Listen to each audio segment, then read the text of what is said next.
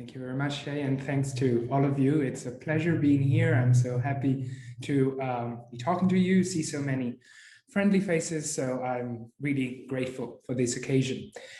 So yeah, as you said, this is joint work with Michael, and I'm also happy that he's here as well. It's titled Truth and Quantification because it's like the best description we could find about the topic, which is literally truth and quantification. So it's not very surprising. Let me go very quickly to the table of content. So essentially, what we will look at is an interaction of theories of truth, a la Kripkean, and quantifiers that go beyond the kind of quantifiers that you usually find in first order logic frameworks, such as for all and there exist. So generalized quantifiers. Originally, I also hoped to be talking about some of the interactions that, some of the, let's say, some comparison between our work and work in the same area that has been recently done by Hartry Field or Bruno Whittle, and Bruno's here, I think, so I'm also happy to see him here. So hopefully there will be time for talking about some of the comparisons, but unfortunately I wasn't able to work this comparison into the talk itself, but the relevant similarities and differences will emerge. Okay, so I will try first to introduce the topic and motivate our work. Then I will give a few basic coordinates about generalized quantifiers. And then I'll be talking about a result due to Keenan-Stavi, which enables one to generate a certain class of generalized quantifiers, in particular conservative type 1 determiners. And this way of generating those quantifiers is actually quite important for using them, embedding them, let's say, in the framework of a Kripkean theory of truth, which will be section 4 and the conclusion. Then I'll sketch how certain further directions can be undertaken, and in particular how to extend this semantics. This is a semantic theory of truth, how it can be converted into like proper theory with a consequence relation, and how certain paradoxical phenomena can be modeled in there. So the agreement is that I'll be giving the talk, and then Michael and I will together do the question and answers. Specifically, Michael do the difficult questions, and I will do the easy ones. Okay, very good. Sorry, Michael, you were not informed of that, but anyway, just kidding. All right, so introduction, let's go.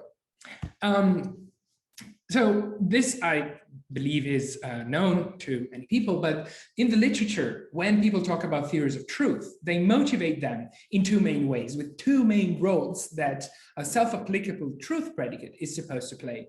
One is a semantic role, let's say. So the idea would be to express the semantics of semantically closed language. So the general idea is that the meaning of a very large class of expressions is determined by truth conditions. So we have a truth conditional account of meaning, essentially. But that, of course, requires to give the truth conditions of a semantically closed language in that language. So essentially, you have to give a theory of truth for a language L in that language in order to actually express the meaning of a large class of the expressions of that language. Okay, so this is very standard, it's a dominant semantic paradigm, so I will not be going very much about it. I would just like to say that this comes next to another of the main roles for self-applicable truth, which is instead an expressive roles. So the idea is that there are many things, mostly generalizations, that in order to be expressed in natural languages need a truth predicate, because otherwise we would have to resort to something like infinitary conjunctions and disjunctions, things that we presumably don't have in natural languages and the like. Some authors argue that amongst the expressive functions of the truth predicate is also mimicking higher order quantification. But we can put all these things essentially under the big umbrella of the expressive role. So examples are sentences such as everything Lois said is true, or no theorem of Z of C is true, and the like. So arguably, both these tasks require going beyond the usual first order framework in which theories of truth are formulated and studied. Why is that? Well, because there's a lot of expressions that are not usually captured in these first order frameworks, and that constitute perfectly good examples of both roles, both the semantic role of truth and the expressive role of truth. One immediate example, just to mention something which is currently undergoing much investigation, is modals. So the interaction of modalities and truth. So sentences like all theorems of Z of C are necessarily true. Or perhaps Lois said something true and justified, but which she doesn't know. So there's various modals that can naturally interact with the truth predicate in both the roles I was mentioning before. Another one is conditionals, and indicative conditionals, subjunctive conditionals, and perhaps even more. Of course, if you think that the conditionals fall under the category modals, then you might identify the two. But for example, if I say Lois is an expert set theorist, if she says something about Z of C, then it's usually true. Or perhaps had Lois said something true, Joe would have done so too, and so on. Witness a natural interaction between these two categories. And so require extending our usual accounts of truth to include conditionals. And the third category I would like to exemplify, use as example here, which is the one we're going to look at, is quantifiers of natural languages. So most of what Lois said is true, only finitely many theorems of the theory T are true, and so on and so forth. They require quantifiers that we cannot express in the usual first order logic framework, such as most and finitely many. Okay, so as I mentioned, we are going to be focusing on quantifiers, and in particular, from a semantic point of view, their denotations or meanings. And there's many reasons to do so. One, it's rather simple, and it's that quantifiers are a fundamental concept of natural languages. The expressive capabilities of a language that does not have any quantifier is obviously very diminished. But also, quantifiers are fundamental to understand a lot of other expressions. So this phenomenon is the so-called implicit quantification. And just to exemplify, there are large classes of expressions that include modals, perhaps even conditionals, adverbs, tenses, and so on, whose semantics is given in quantification terms. So the idea is that, of course, understanding the interaction between self-applicable truth and quantifiers seems to be a natural stepping stone to a theory of truth for a larger and larger fragment of natural language. So on the ultimate goal that ideally we would like to accomplish, namely giving a theory of truth for a language in that language that enables us to articulate the notion of meaning for that language's expressions, then we should presumably look at quantifiers, perhaps even start with quantifiers. Okay, so this is just a motivational an overview of our motivation. Let's talk about our goal. Our goal is to provide a Kripkean theory of truth in the framework of generalized quantifier theory, GQ theory for short. More specifically, we would show that it is possible to give a Kripkean theory of self-applicable truth. Kripkean here means along the lines of Kripkean 1975 paper, so a fixed point theory of truth. And such a theory can be given for the meaning, so the denotation of all the type 1-1 quantifiers. I'm going to be saying what they are in a moment, which satisfy two fundamental semantic properties, conservativity and extension. And I'm going to introduce them in a moment. Modulo a well-known mapping relativization, our results also extend to all the type 1 quantifiers. So why is this particular class of quantifiers important? The type 1-1 quantifiers, which satisfy conserve and ext. Well, because there is a very influential thesis that is argued to be a semantic universal. So that says that all type 1-1 determiners in any natural language whatsoever do satisfy these two requirements. They are conservative and satisfy extension. So if this thesis is true, and it has a very it's very well attested empirically, then our results show that you can actually give a Kripkean theory of truth, of self-applicable truth, for all the type 1-1 determiners in any natural language. Because this thesis is a semantic universal. It involves the meaning, the denotation of these quantifiers, not their expression in any given natural language. Right.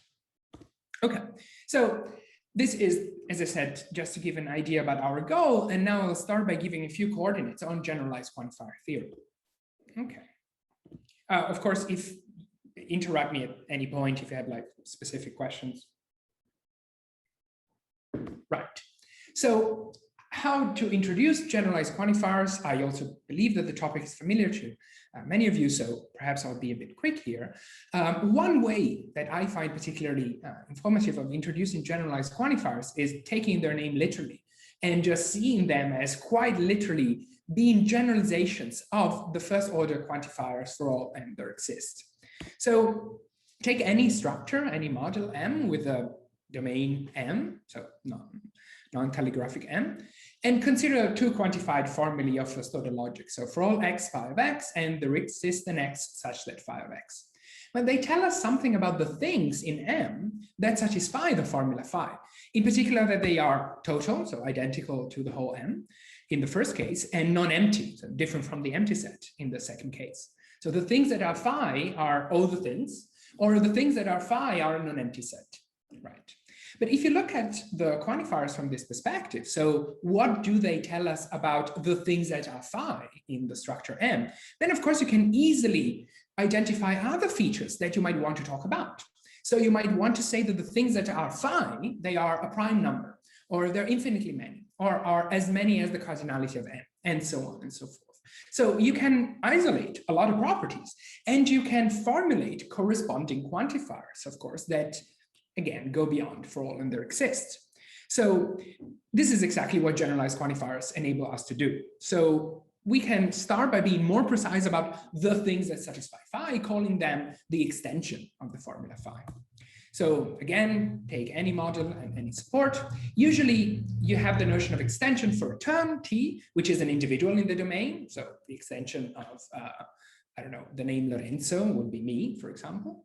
But of course, you can also extend that to an open formula. So the extension of an open formula phi is just the collection of things that satisfy phi in the target model.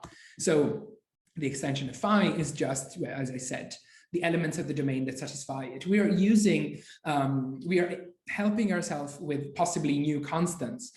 This is completely non-essential. We could be using notions of assignments, but for simplicity, we are using possibly fresh constants for arbitrary elements in the domain. Okay, so good. So now, as soon as we have that, of course, we can isolate all the quantifiers that talk about arbitrary extensions, essentially.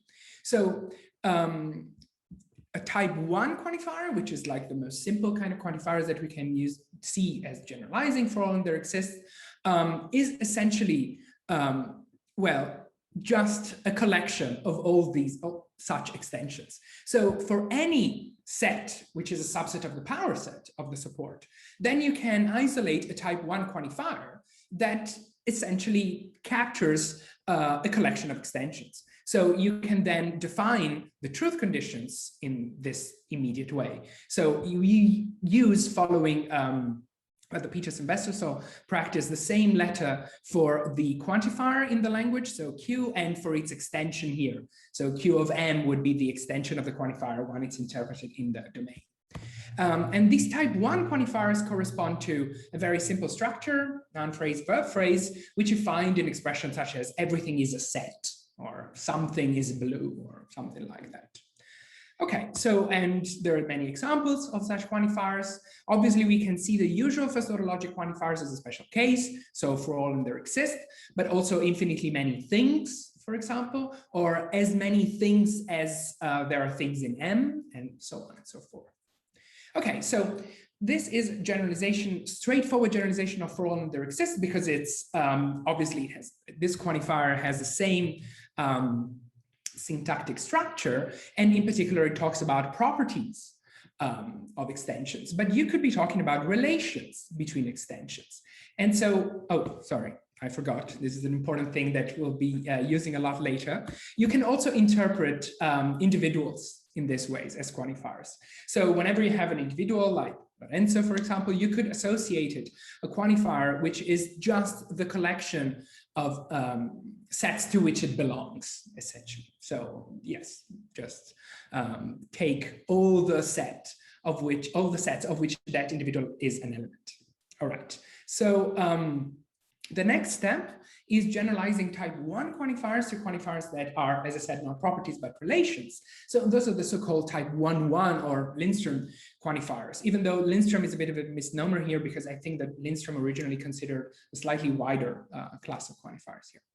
So in particular here, rather than just looking at subset of the power set, you just look at relations on it.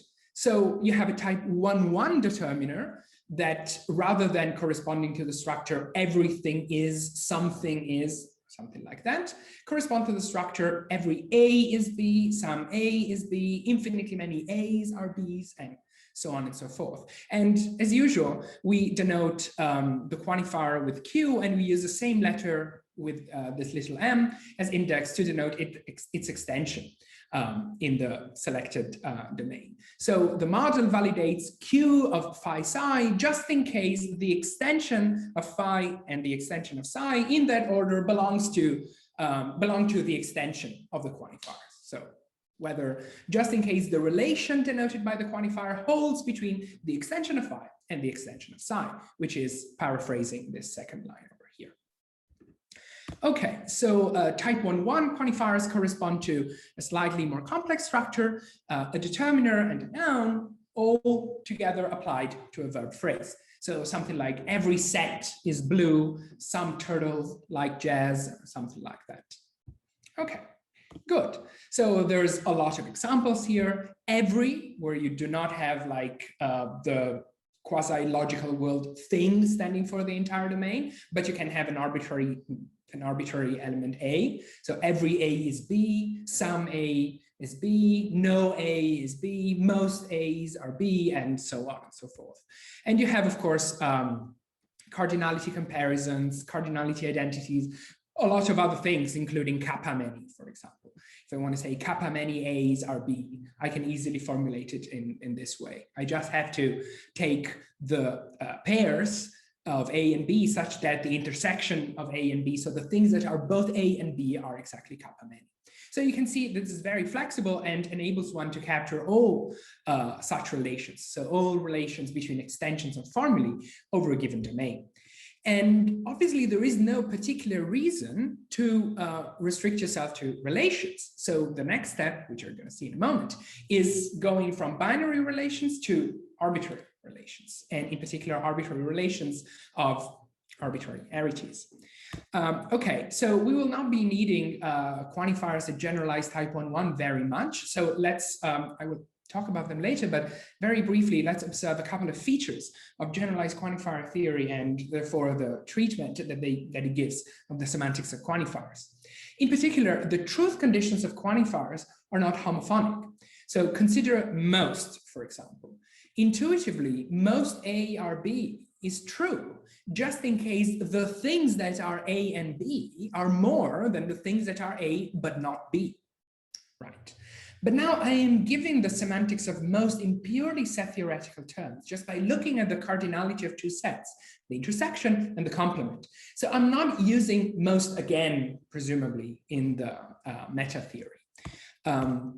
And the second thing is that quantifiers here have extensions. So they're not syncagrammatic, they are actually treated as relations, predicates, and so on. So things which have extensions in the domain. This is by contrast with the usual treatment of quantifiers in first order logic. For example, for all, essentially, if I give you the usual Tarskian clauses or perhaps substitutional clauses for all x phi, I'm using the expression for all or a synonym, both in the object language and in the meta language to give the truth conditions, the satisfaction conditions. And I typically do not assign an extension to this expression in the semantics for a first order language. Whereas if I look at the semantics of for all from the point of view of generalized quantifier theory, then I do assign it its extension. We have already seen it in this case.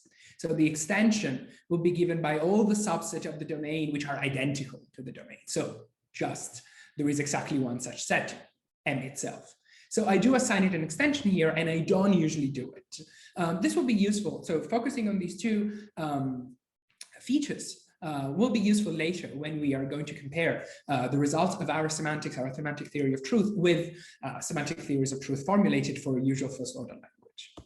Okay, so as I hinted before, you can generalize type 1.1 quantifiers to arbitrary generalized quantifiers. So you can just take an arbitrary relation of arbitrariety. So it's not yeah, I mean, it's the same conceptual step. But as I was mentioning before, we will be focusing on determiners, so in particular type 1-1 quantifiers. So I have included this generalization for the sake of completeness, but we're not going to use it very much. Okay, so let's try to, so this is just a few basic coordinates about generalized quantifier theory. Let's try to bridge what I have said until now with the task of formulating a theory of truth.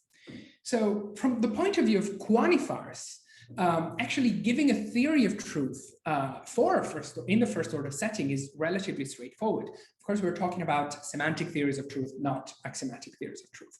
Essentially, in the construction of your semantic theory, you just need to give clauses to evaluate sentences that have the quantifier. So for all sentences and there exist sentences or formulae. But so you have to give two clauses, or actually one, because the other one is definable. But if you wanted to do the same for all the generalized quantifiers, then you would need to provide evaluation clauses in your set theoretic construction for arbitrary relations over arbitrary structures. This seems difficult. So in particular, you have way too many evaluation clauses, so it's completely not feasible. And then there are technical difficulties. So a Kripkean treatment can be given only for inductive relations, right? But amongst the arbitrary relations that you can possibly consider of a certain structure, there are many non-inductive ones. So how do you make them fit the Kripkean mold, as it were? Well, the idea here is that we are going to restrict ourselves more and more until we find tractable objects that are hopefully, however, general enough to cover a large fragment of the quantificational language. So in particular, the first restriction that we're going to operate is type 1-1 quantifiers for the prominence, essentially. They are absolutely central in interpreting many of the quantified speeches that we find in English and many other natural languages. And also they allow us to recover type 1 quantifiers that modulo an operation called relativization can be seen to live inside, as it were, the domain of type 1-1 quantifiers. However, even after restricting ourselves to the type 1-1 quantifiers, this task is too unconstrained. We need to further significantly reduce the complexity. And in particular, now we're going to isolate two properties of type 1-1 quantifiers and focus on the quantifiers that do satisfy those properties. The first property, which I mentioned for completeness, but is not going to play any role in what follows, is the property of extension. Essentially, the idea is that a type 1-1 quantifier satisfies extension just in case it is not sensitive to considering a possibly larger domain. So essentially the quantifier Q holds between A and B just in case it holds when you interpret it over M prime, where M prime is a superset of the original domain. So if I say every bike is blue over a certain domain, and then I go, and that is true, that remains true if I go to a bigger domain. So, right. Instead, the property that is relevant here is conservativity. And conservativity essentially says that you can always restrict yourself to the intersection of A and B when considering the second or the scope of the quantifier. So a quantifier is conservative just in case Q of A and B is equivalent to Q of A and A intersect B. So if I say some turtle is old, that's equivalent to some turtle is an old turtle. So I'm repeating the first argument. So infinitely many numbers are prime, just in case infinitely many numbers are prime numbers. So it's probably not particularly common to find these kind of repetitions in natural languages, but what is important is that the semantics of the quantifiers arguably obey this requirement of conservativity. And these two requirements are particularly important because arguably they are at the center of a very wide generalizations about the interpretation of quantifiers across languages. In particular, the thesis, which goes under this name, which we've taken from standard textbooks of QU, is that type 1-1 quantifiers that are denotations of natural language quantifiers of the appropriate kind satisfy both ext and conserve. So the idea is that take a natural language that has determiners of the appropriate time, their extensions, so the meaning of that quantifier satisfies extension and conservativity. So, as I said, this is often put forward as a semantic universal. So a thesis not about the specific language, but about the denotation of the quantifiers. So purely set theoretical realm, let's say, of their meanings. So as such, if it is true, it's not true of a specific natural language, but of all of them. So all the natural languages that admit to be interpreted in this way. So if this is true, and we are operating under the assumption that it is, then developing a theory of truth for quantifiers that do satisfy these two requirements is actually enough to provide a theory of truth that covers all the possible meanings of determiners, so all the possible meanings of the type 1 quantifiers which we actually encounter in any natural languages. Okay, good. So now we went from arbitrary generalized quantifiers to type 1 quantifiers, and then from arbitrary type 1 quantifiers, we're strictly again to type 1 quantifiers, which are both exed and conserved. Okay, still, it might seem that an exed and conserved type 1 quantifier in abstract is too arbitrary an object to actually formulate a theory of truth for it. You have the same problem as before. It's unclear how to formulate the inductive evaluation clauses. So we need still more simplification. But fortunately, there is a useful result here, a theorem due to Keenan-Stavi, that shows that the conserved type 1 quantifiers can be generated by a small number of Boolean operations, just 2 of them, applied to a small class of basic quantifiers. So you can obtain all the type 1 quantifiers that are conservative if you take a basic class and you close it under Boolean operations. And what is relevant for us is that both the semantics of the basic quantifiers and the Boolean closure can be given inductively. So finally, they can be integrated in a Kripke-style theory of truth. So we now avoided the previous problems. We have tractable objects. So what I'm going to do now is to state the Keenan-Stavi result and then later show how to use it for theories of truth. Okay, so in the interest of time, I will skip this. I'm happy to discuss it later. This is just the attempt to prevent an objection, which is why don't you define all the quantifiers that you need in Z of C? So I'm very happy to discuss this objection later. Let me just go to generating conservative determinants. So as I said, you have a basic class of determiners and then a Boolean closure. So basic is the collection of the following quantifiers. The denotation of the quantifier every, which is given by the subset relation. We're going to see later that we cannot quite take the subset relation, otherwise we get non-monotonicity in the definition of the Kripke jump. But for now, we just take the denotation of the quantifier every, and then the denotation is slightly modified with respect to the original Keenan-Stavi definition, but is equivalent to it. The denotation of John's at least kappa many.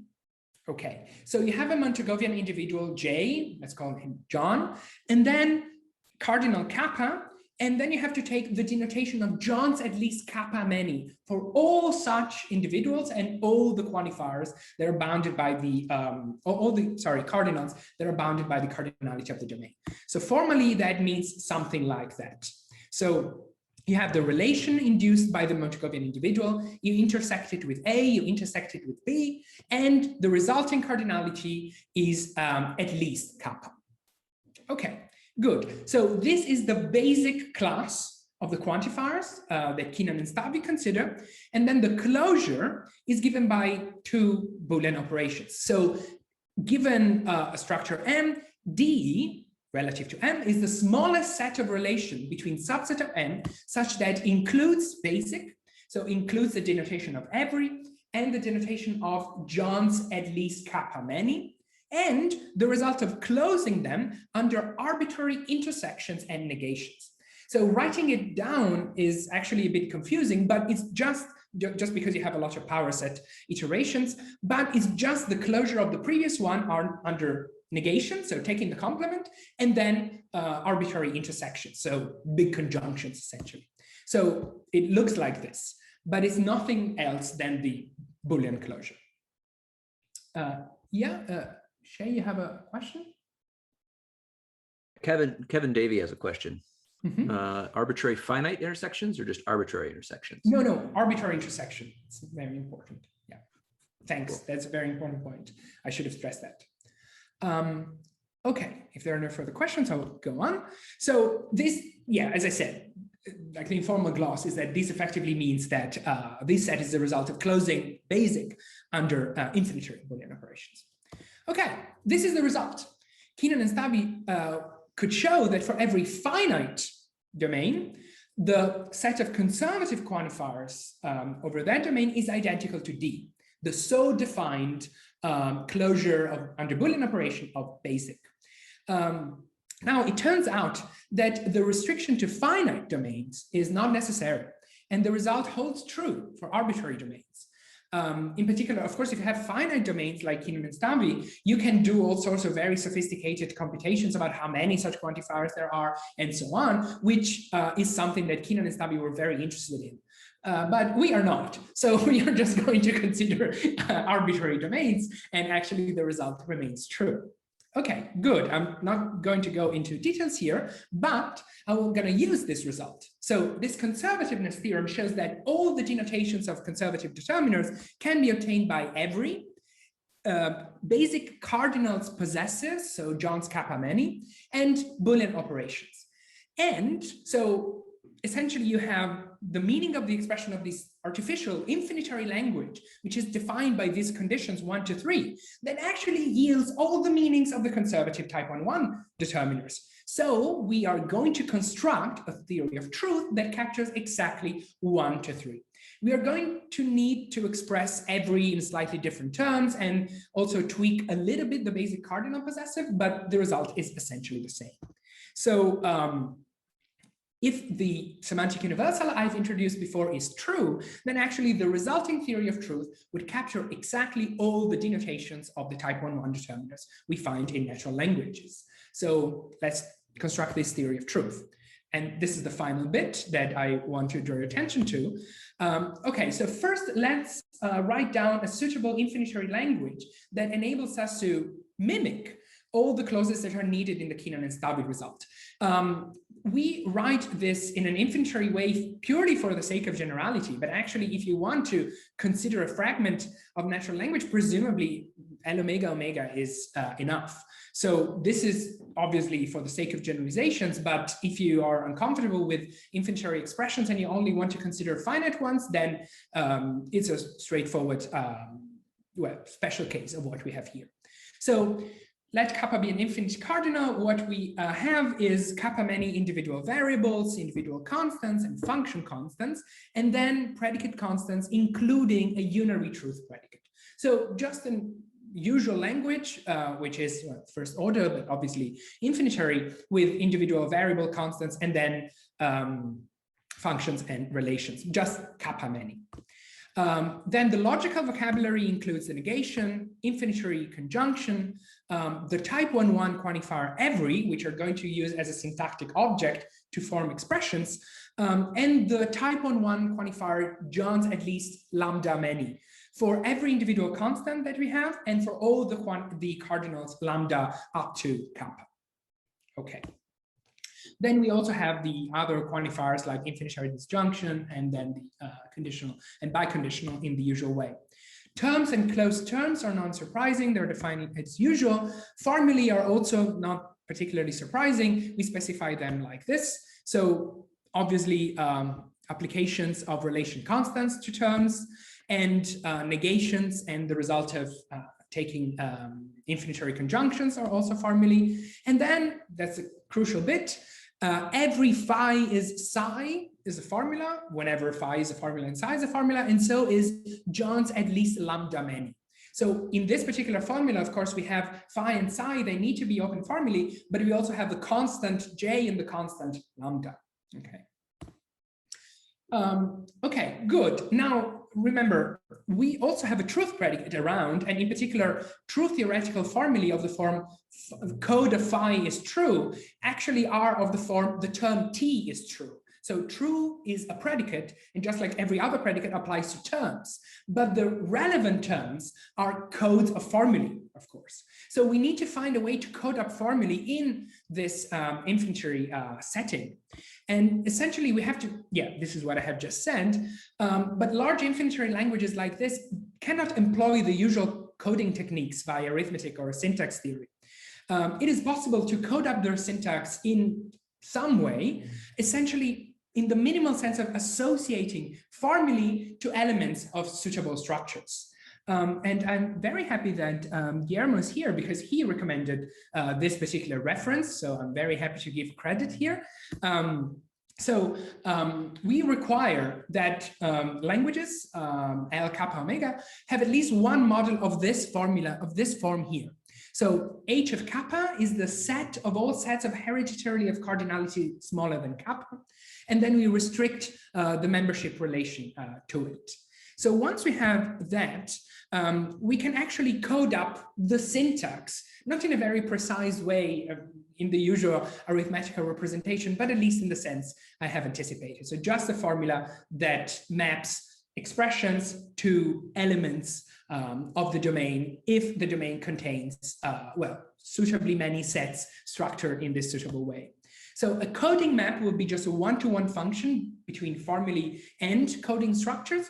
And then you can actually show, and this is the reference that I'm grateful to Guillermo for, you can actually show that there are definable maps in ZFC. So you can actually map formulae to elements of coding structures in a suitable way. Okay, good. So we are going to adhere to standard true theoretical conventions, denoting the code of phi as Gödel corners around phi. And Gödel corners around phi will just be a term that denotes the code of phi in a fixed coding map. Okay. And of course, the fact that you have enough many constants to represent all the terms that are codes of formulae is just guaranteed by cardinality reasons. Okay, so usually you can use the coding machinery to model paradoxical sentences via some form of diagonalization. When you have non-classical logics around, you might need to employ strong diagonalization. We don't know exactly how many paradoxical sentences involving, say, cardinality quantifiers can be modeled in this way, but we know for sure that at least the usual paradoxical ones, like the liar, Carey's paradox, truth teller, and so on, and many of the quantified ones involving simple constructions like countably many, and so on. So countably many iterations of the truth predicate can be easily modeled in this framework. So we also have, the take-home message is, we also have paradoxical sentences around, even though we're not going to give the details because that would require looking at the very detailed functioning of the coding function. All right, so let's go to the main thing, which is the Kripke construction. As I said, what we want to do now is to mimic Kripke's construction, right? But not simply having the for all quantifier around and the other Boolean connective, but having our quantifiers, so every and John's at least kappa many. Okay, so we need to start from a basic model and we take it to be a coding structure which support H of K. And then we're going to define a jump that corresponds to the extension, anti-extension construction that takes a pair S1 and S2 of sets of things. The relevant things are codes of formulae, of course, and it outputs supersets of those two things. So a pair S1 plus S2 minus that also contains new codes of sentences based on the codes of sentences that you already had. So in particular, the new extension will contain everything that was in the old extension because we want this jump to be increasing, and will contain all the codes of the true atomic base sentences, so all the codes of the atomic base sentences that are true in the starting model, or the codes of negations, so formally not phi, such that phi, the negand, is in the anti-extension, or codes of possibly infinitely long conjunctions, such that each conjunct is already in the extension, so this is very expected. And then, of course, we have to interpret every essentially as the material conditional. So whenever you have that A is a code of every phi is psi, then you just look at whether for every element of the domain, not phi of A was already in the extension, or psi of A or psi of A was already in the extension. So if I remember correctly, this is also essentially what Bruno has, something very similar to what Bruno has in his paper when it comes to interpreting for all x, phi of x, arrow psi of x. But we can talk about it later, of course. Then for, John's at least kappa many needs to be interpreted like this. So for every relation that picks out the denotation of the Montagovian individual John, and for every cardinal kappa, bounded, choice of kappa is infelicitous, sorry, should have been lambda bounded by kappa, then John's at least kappa many is interpreted in that way. So is in the extension formula coding up the element coding up John's at least kappa many psi or phi, is in the extension just in case the cardinality of this intersection here, okay, is bigger than kappa, and it also has to be bigger than 1. Otherwise, you can define the empty set and lose monotonicity. Finally, truth predications. So whenever A is the code of true phi, then the sentence phi is true is in the extension just in case the term in question, of course, codes a sentence phi which was already in the extension. So the usual example, if you have snow is white, then true snow is white goes in the extension just in case snow is white was already in the extension. Okay, so this is for the construction of the extension and preservation of value 1. The construction of the anti-extension works similarly. So of course you have false atomic based sentences, so the ones that are not satisfied by the Bayes model, or false negations, so negations not phi, where phi is in the extension, so the negand is true, or false conjunctions, so conjunctions that have at least one conjunct in the extension, or essentially false material conditionals. So every phi is psi is false when you have at least one individual A such that phi of A and psi of A, phi of A is in the extension and psi of A is in the anti-extension. So phi is true and psi is false of A. John's at least kappa many will be in the anti-extension, so false, whenever this cardinality comparison holds.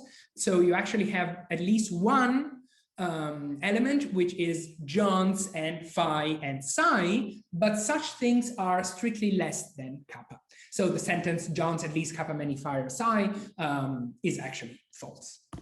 And finally, truth predication, a sentence of the form true phi goes in the anti-extension where phi is a false sentence, so it was already in the anti-extension, or where you have a misapplication of the truth predicate. So the truth predicate applies to a term T that does not code up a sentence when I say this chair is true or something like that.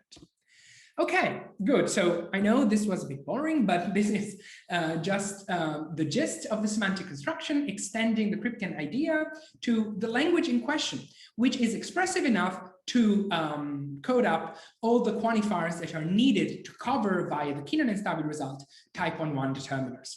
Notice that there are differences. So in particular, every, of course, here cannot be purely the subset relation. At least John's at least kappa many does not cover the case where you have zero many things around. Obviously, you can mimic all those things. So you can mimic a John's at least zero many phi or psi by saying that they are at least one, or there is no such thing. So you can form a compound sentence that mimics that particular case.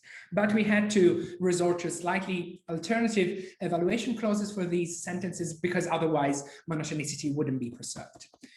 Okay, so in this case, instead, monotonicity is preserved. So define a jump phi, big phi of two sets, S1 and S2, that basically outputs the result of applying the previous definition to S1 and S2. So it outputs S1 plus and S2 minus.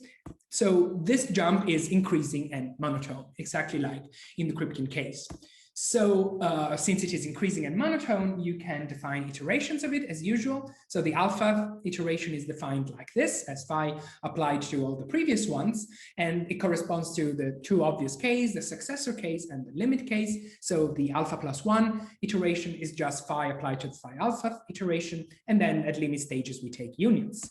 And we can obviously also have fixed points. So if you take all the iterations, then you get this particular set here, which is a fixed point, because obviously when you try to iterate again, you have the extensionally the same set. And the existence of uniqueness of fixed points follows from cardinality considerations. This is really just mimicking the Kripkean steps, because we want to make sure that we obtain a semantic construction that does everything that the Kripkean one does. You can isolate the extension and anti-extension in a fixed point pair. In particular, the first component will be the extension of the truth predicate in a fixed point pair, and the second component will be the anti-extension of the truth predicate in a fixed point pair. Fixed point is consistent when the extension and anti-extension have an empty intersection, and is complete if they exhaust the domain. So if a fixed point is consistent, then it is not complete, because, well, the liar sentence is not anywhere. And in particular, the smallest fixed point is consistent. So, and hence it's not complete. These two, well, the usual properties of the truth predicate, so-called transparency and intersubstitutivity, also hold here. So phi is in the extension of the resulting fixed point, just in case true phi is, and the same, of course, also holds for the anti-extension. And the slightly more intricate property of intersubstitutivity also holds.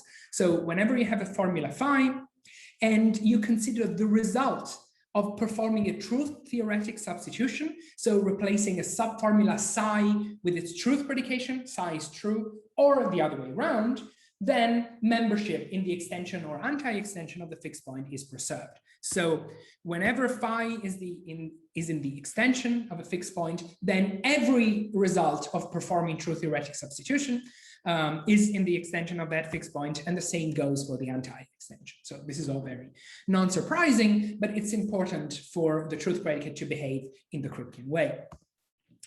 Okay, then we are almost over. I just wanted to draw your attention to the very weird, or so Michael and I find, inductive structure of this construction. Because in particular, the fixed point of the operator phi for every two sets on the power set of the domain is inductive on a lot of sets. So is inductive on this particular structure here. And given that it is not inductive in the empty set, as in many cases of inductive constructions, in the case of theories of truth, happens, but it is inductive in a very rich structure, we do not really know what the complexity of the resulting operation is. Because typically an inductive operation gives you a fixed point, which is pi 1, 1 over the base structure, but now the base structure is fairly complicated. So we do not know the complexity of the resulting overall construction. And in particular, we have no clue what the closure ordinal is. So usually when you have a simple inductive construction, as in the Kripke case, for a simple language, the definition closes at omega 1 ck, but in this case, no, it obviously does not.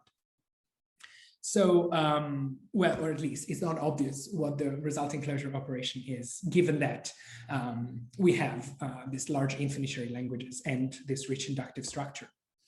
I mentioned at the beginning that we would have been able to recover type 1 quantifiers as well. So constructions such as everything, something, infinitely many things, and so on. And indeed we can, if we look at the operation of relativization.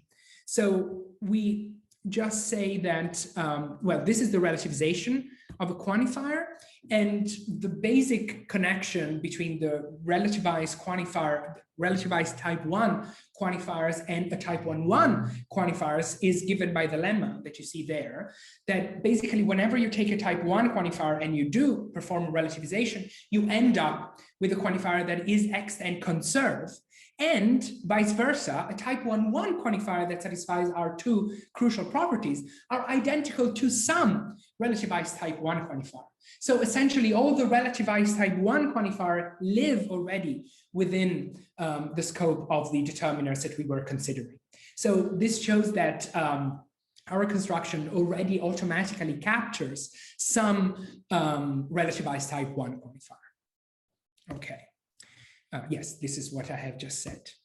Okay, so what have we done in this paper, and in particular in the final part? We have developed a theory of self-applicable truth for a sufficiently expressive language. The sufficiently expressive language in question included possibly infinitary Boolean operations, the quantifier every, and basic possessive cardinals.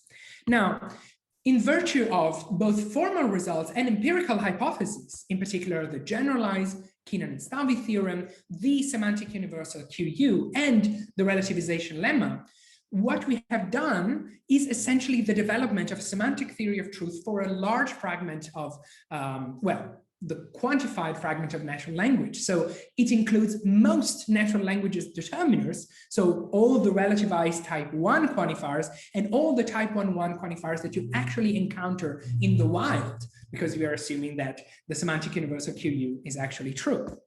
And we have shown that all these quantifiers, a very large fragment, can undergo a Kripkean treatment and can be compatible once they are suitably interpreted in an inductive way with a naive truth predicate. Obviously, there's a lot of work that remains to be done, and in particular that we are doing right now. The first thing would be actually turn this semantics into a proper theory of truth. So associating with it a notion of consequence. So you have classical notion of consequence relation and many choices for non-classical consequence relations. And they give rise to different theories. So how do these theories look like? So in the classical way, you can consider preservation of truth in closed off fixed points and go a la Kripke-Pfefferman. And so obtain a theory of truth that generalizes, the standard axiomatization of KF. And in particular, the working hypothesis that we are currently looking at is that you obtain a generalized form of compositionality. Remember, KF has, modulo the non-fully compositional treatment of negation, has a fully compositional treatment of quantifiers, in particular for all and there exist, the only quantifiers it has.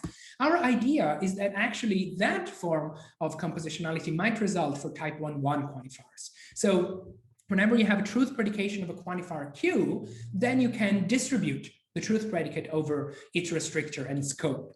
So the quantifier Q is true of X and Y, just in case the quantifier Q holds of true X and true Y, when obviously Y and X are sentences here.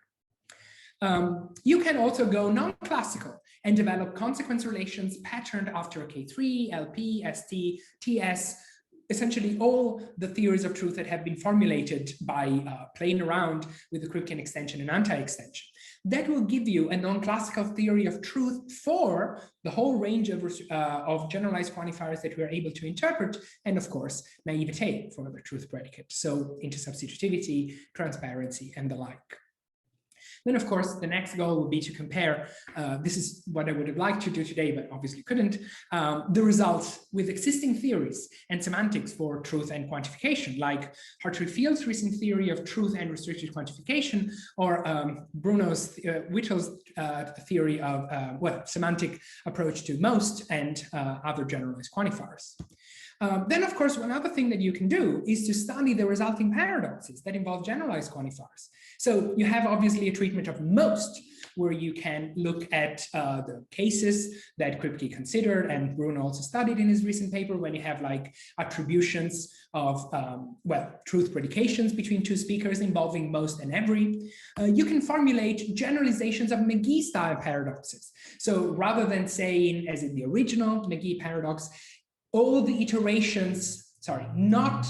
iterations of the truth predicate in front of this very sentence are true, you can replace that not all with an arbitrary type 1 quantifiers. So infinitely many iterations of TR in front of this sentence are true, finitely many are, or replacing true with untrue, and so on and so forth. You can similarly generalize the Visser-Yablo paradoxes, which, remember, consists of a sequence of sentences each of which declares that all the successor ones are untrue. And obviously you can replace the universal quantifier there with infinitely many, finitely many, and kappa many, between kappa 0 and kappa 1 many, a lot of variants. And you can study the resulting paradoxes. We have some preliminary results here. Some of them are quite funny because the McGee-like sentences, for example, even the ones that are patterned after truth-teller sentences do not behave quite like truth-teller sentences. Some of them generate inconsistencies if you put them in the extension, for example, of non-minimal fixed points. So there's a lot of room for generalizations here. And then, of course, another natural thing to do would be consider extensions of these semantics beyond type 1.1, perhaps starting with type 1.1.1, and then maybe even more general cases. But I think my time is up. Yeah, I'm only 1 minute late, miraculously, and I have talked for quite a lot. So I'll thank you all for your attention, and yeah, so thank you very much. Thank you.